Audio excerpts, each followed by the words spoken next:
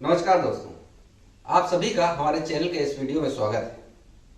सबसे पहले मैं क्षमा चाहता हूं कि मैं काफ़ी दिनों से कोई वीडियो लॉन्च नहीं कर पाया हूं अपने निजी व्यस्तता के कारण, और मैं इसके लिए क्षमा चाहता हूं।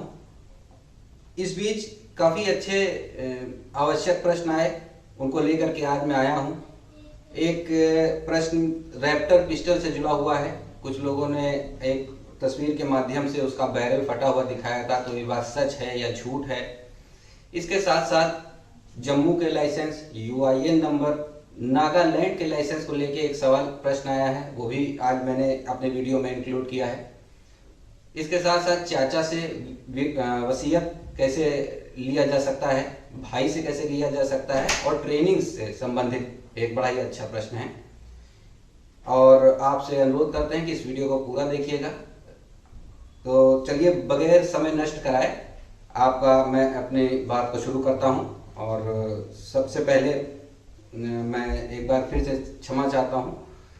दोस्तों, वीडियो बनाते समय क्या होता है कि जब हम वीडियो बनाते हैं तो अपनी बात को कहना और कैमरे के आगे बैठ के कहना में अंतर हो जाता है। कभी कभी हमारे शब्दों में जो हम कहना चाहते हैं शायद वो उस भाव से नहीं कह पाते हैं, तो छोटी छोटी गलतियों को क्षमा कर दीजिए। मैं कोई प्रोफेशनल वीडियोग्राफर या इस तरह का व्यक्ति नहीं हूँ, और आपसे अनुरोध है कि इस चैनल पे जो भी आपको जानकारी मिलेगी, जब भी मिलेगी, ऑथेंटिक मिलेगी। और मैं उदाहरण के रूप में जैसे आज रैप्टर पिस्टल के बारे में बताऊंगा, तो जो मैं कहूँगा वो मैं दिखा सकता हूँ भविष्य में, यदि कोई मुझे झूठा साबित करना चाहे तो इसलिए विश्वास रखें हमारे चैनल पे। हमारे चैनल का मोटिव है कि शस्त्र के जो लाइसेंसेस लोग बनवाते हैं उसमें फ्रॉड में ना फंसें, और शस्त्र को समझें कि ये आत्मरक्षा के साथ साथ एक मान सम्मान की चीज़ है, दिखावे का सम्मान ये बिल्कुल भी नहीं है। और अनऑथोराइज्ड लाइसेंस या अनऑथोराइज्ड वेपन्स से संबंधित इस चैनल पे कोई बात नहीं होती है। तो चलिए बगैर समय नष्ट किए बात को शुरू करते हैं। सबसे पहले एक बड़ा ही अच्छा प्रश्न आया कि यूआईएन नंबर मिलता कैसे है। तो दोस्तों, यूआईएन नंबर जो होता है वो लाइसेंस के साथ मिलता है। अब जो पुराने लाइसेंस हैं उनका एक समय अवधि थी, खत्म हो चुका है, सबके यूआईएन नंबर अलॉट करवा दिए गए हैं। कुछ लोगों के पास यूआईएन नंबर अभी तक अलॉटेड ही नहीं है, तो वो एक समस्या का विषय है। किंतु तुरंत उस जाकर के अपने संबंधित जिला अधिकारी महोदय के कार्यालय में संपर्क करिए और वहीं से ये नंबर अलॉट किया जाएगा। इसके बाद एक सज्जन ने प्रश्न किया है, बड़ा अच्छा प्रश्न है। वो लिखते हैं कि कहाँ रहते हैं आप मान्यवर, हमारे लखनऊ में तो सन 2021 तक चलते चलते पैर घिस गए और लाइसेंस नहीं बन पाया। तो दोस्तों, ये एक प्रश्न है कि आप कहाँ रहते हैं। तो मैं भी लखनऊ में ही रहता हूँ। वर्बली रोक के बाद काफ़ी सारे लाइसेंस कई जिलों में हुए हैं, काफ़ी सारे हुए हैं। और लाइसेंस के लिए कैसे होता है, सहजतापूर्ण कैसे कराएं, उसके लिए एक सेपरेट वीडियो बहुत जल्द मैं बनाऊंगा, और काफ़ी जल्दी ही बनाऊंगा और आपके सामने प्रस्तुत करूंगा। उसका सही प्रोसेस समझिएगा। पुलिस से फाइल कैसे पास करवाते हैं, या पुलिस किस आधार पे फाइल पास करती है, ये सही तरीका है बोलने का, कि पुलिस विभाग किस आधार पे आपकी फाइल रिकमेंड करती है, क्यों करे पुलिस, और उसके जो पॉइंट्स हैं और उसका जो प्रोसेस है वो पूरा आपको बताऊंगा। इसके बाद एक प्रश्न है, नागालैंड से यदि वो आप लाइसेंस बनवाते हैं तो क्या लीगल है। जी 100% इलीगल है, गैर कानूनी।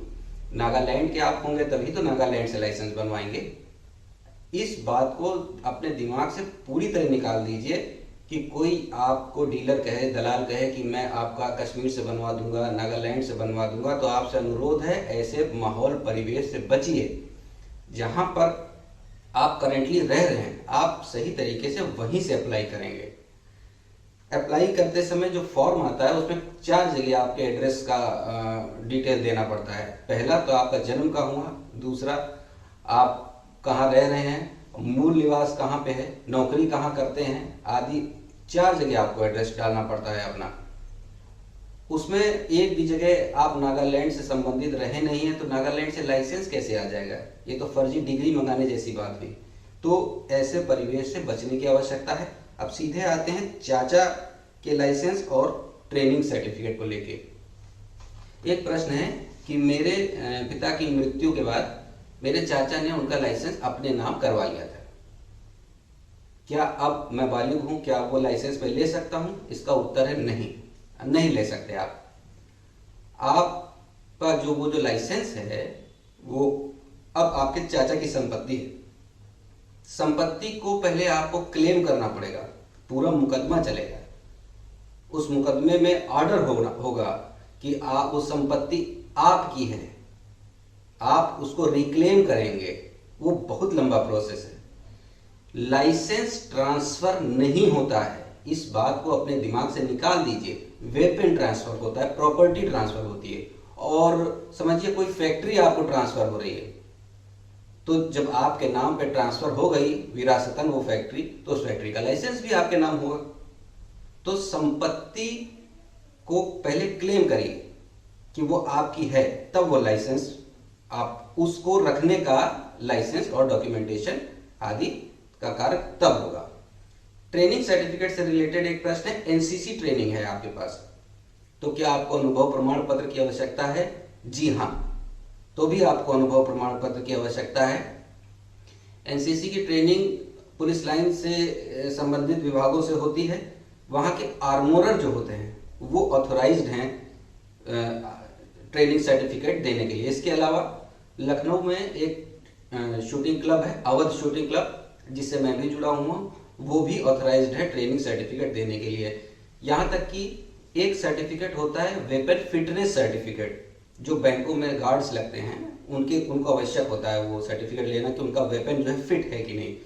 तो वो क्लब वो भी ऑथराइज्ड है उसको देने के लिए। अब सबसे इंपॉर्टेंट प्रश्न, क्या रैप्टर पिस्टल फेल हो चुकी है?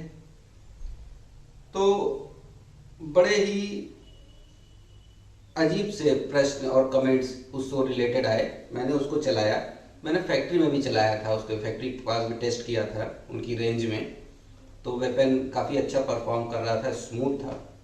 अभी 9+ आई थी हमारे पास, तो वो परफॉर्मेंस के लिए ही भिजवाया था उन्होंने कि इसका एक वीडियो बनाइए, तो उसको हमने चलाया तो वो चीज़ थी ही नहीं जो हमने कंपनी में चलाया था। फिलहाल वो लगातार कोशिश करने पर भी लगातार सारे राउंड निकाल नहीं पाई और अंत में उसका बैरल फट गया।